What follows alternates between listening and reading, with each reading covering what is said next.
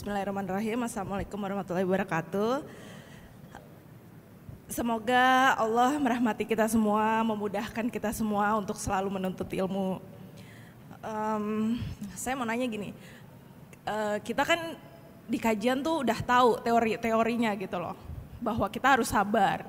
Sama suami kita harus begini, sama orang tua kita harus begini, sama anak kita harus begini gitu. Teorinya tahu, tapi kadang-kadang tuh ya susah aja gitu di hatinya tuh, kadang-kadang masih ada kayak misalnya kita sebel sama anak gitu, kesel sama sesuatu, tahu harus sabar, harus ini. Nah gimana tuh cara ngebuka hatinya gitu lah. Tadi Hegi mengatakan bahwa kita kalau ngaji itu kan udah paham teori. Terus pada saat mau prakteknya nih gimana? Prakteknya gimana? Satu permasalahan sabar misalnya. Ya, saya mau tanya, sabar itu definisinya apa menurut Hegi? Bagaimana seseorang itu bisa dikatakan, oh ini sabar, yang begini kurang sabar. Yang gini sabar, yang gini kurang sabar. Itu kalau menurut Hegi sendiri, apa definisi sabar menurut Hegi dan kasih contoh konkretnya? Karena kalau tidak bisa mendefinisikan sabar dan contoh konkretnya, berarti apa? Pemahaman dia tentang sabar masih teori juga. Betul nggak? Betul ya? Akan sulit untuk mempraktekkan. Kenapa? Dia nggak tahu. Karena begini, di dalam Al-Quran Allah firmankan, am hasibtum an tadkhulul jannah walamma ya'tikum masalul ladzina khalau min qablikum matsatsumul ba'sa wad-dharra wazulzilu. Lihat. Apakah kalian mengira kalian akan masuk surga sebelum aku datangkan kepada kalian ujian sebagaimana orang-orang terdahulu diuji. Ujian ada 3 tingkatan. Masatumul ba'sa, ba'sun, ba'th. Itu ujian yang tingkatnya masih di bawah. Kalau ujian tingkatnya masih di bawah, maka apa?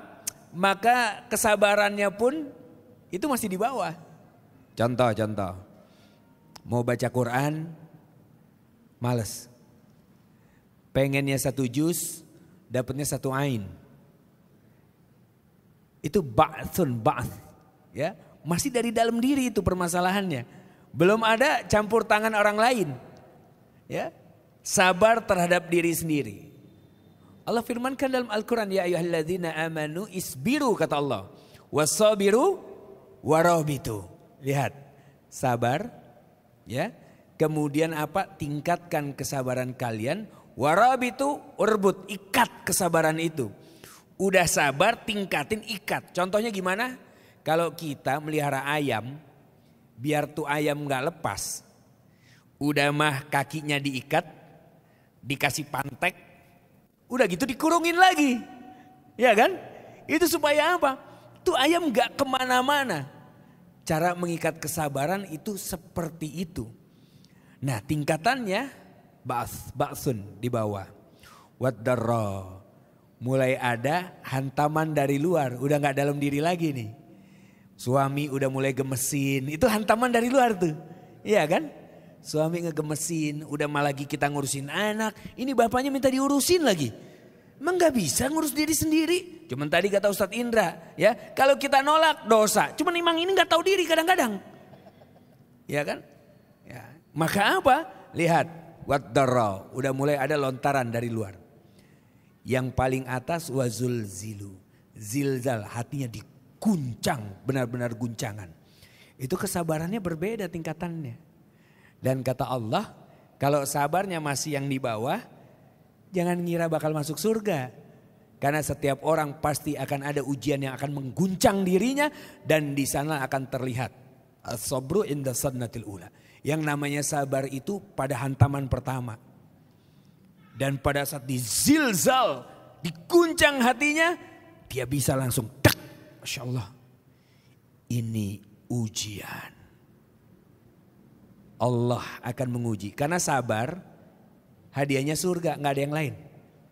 Sampai-sampai kita mau masuk surga, malaikat-malaikat di depan pintu surga akan menyapa kita. Assalamualaikum bima sobartum. Bukan bima suntum, bukan bima solaitum, enggak, bima sobartum. Ini surga buah kesabaran kalian. Surga ini buah kesabaran kalian. Karena apa coba di dunia ini nggak pakai sabar. Jangankan ketaatan, kemaksiatan aja mesti sabar. Coba tanya sama pelaku-pelaku maksiat yang suka pada ke Fortune, ke Octopus, kemana-mana. Coba tanya tuh, ke Delta tuh. Mesti sabar nggak? Sabar. Apalagi nomor cantiknya diambil orang, mesti sabar. Tunggu, mana? Nanti sabar, masih ngantri. Subhanallah. Maksiat aja mah kudu sabar. Gimana ketaatan? Bisa dipahami ya? Untuk mendapatkan kenikmatan kemaksiatan butuh sabar. Mau beli barang, jangan bedego yang aneh. Yang sana tuh biasanya yang barangnya bagus, sabar aja sabar. Jangan sekarang, sabar dulu. Kan begitu? Karena apa? Dengan dia sabar nungguin beda yang satu, kenikmatannya maksimal. Surga jauh lebih nikmat dari itu. Maka tunggu, kata Allah, sabar. Sabar, karena kenikmatan surga nggak akan ada yang bisa mengalahkan. Ya. Dan yang paling nikmat di dalam surga adalah kapan? Nanti. Ini Masya Allah.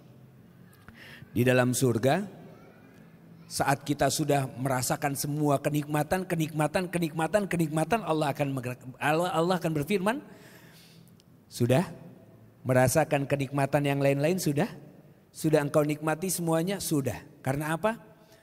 Aku akan memberikan kenikmatan yang kalian tidak akan pernah rasakan dan bandingkan dengan kenikmatan apapun. Ini kalau udah kena kenikmatan yang satu ini, kata Allah, kenikmatan surga udah gak ada apa-apanya. Maunya ke situ aja. Apa ya Allah? Mau ya Allah? Mau ya Allah? Mau ya Allah? Saat itu Allah mengatakan, Assalamualaikum ya ibadi. Itulah pertama kalinya Allah akan menunjukkan wajahnya kepada kita. Saat Allah muncul dengan wajahnya, surga udah gak kita lihat. Kita menikmati wajah Allah yang begitu indahnya. Sampai-sampai kenikmatan surga sudah tidak terasa. Kata Allah, udah belum? Puasin dulu. Kalau belum puas, puasin dulu, kata Allah. Puasin, karena apa? Saat melihat wajah Allah, udah gak ada nikmat-nikmatnya sama yang lain-lain. Kalau belum puas, puasin dulu. Semuanya rasain dulu, kata Allah. Puasin. Allah ya Karim. Ya. Melihat wajah Allah, tempatnya hanya di surga. Caranya taat sama pasangan. Walaupun pasangannya nyebelin, tapi taat. Walaupun jangankan anduk basah, mobil basah ditaruh di atas kasur, Masya Allah.